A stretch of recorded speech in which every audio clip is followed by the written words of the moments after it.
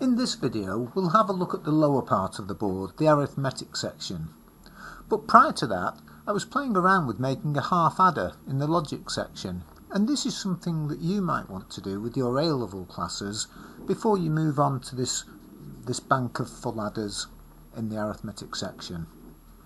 It's a bit hard to see, but you might be able to make out that two switchable inputs, J and L, have been fed into an exclusive OR gate to handle the sum and an AND gate to handle the carry.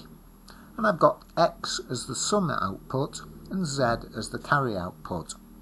Because J and L are at logic 1, the carry is active. If either of those are turned off, we just get the single sum, or if both of them off, 0 and 0, no output.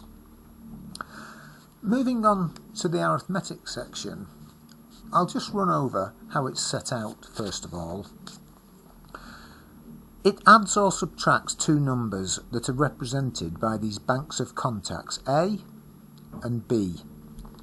And the contacts have these small jumpers which can be fitted to activate a particular column, the 1s, 2s, 4s, 8s and so on. At the moment, the A number has got no jumpers in. The B has jumpers in the 1 and 8 position. In the middle, the addition and subtraction switch is set to addition, so the addition of 0 plus 9 is showing as a result at the bottom. We have the 1s, 2s, 4s and 8s columns, so we have a binary 9 there.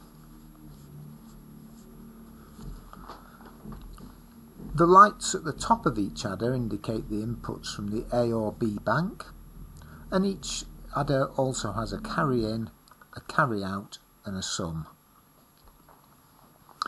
Were I to place a jumper in the 1s column,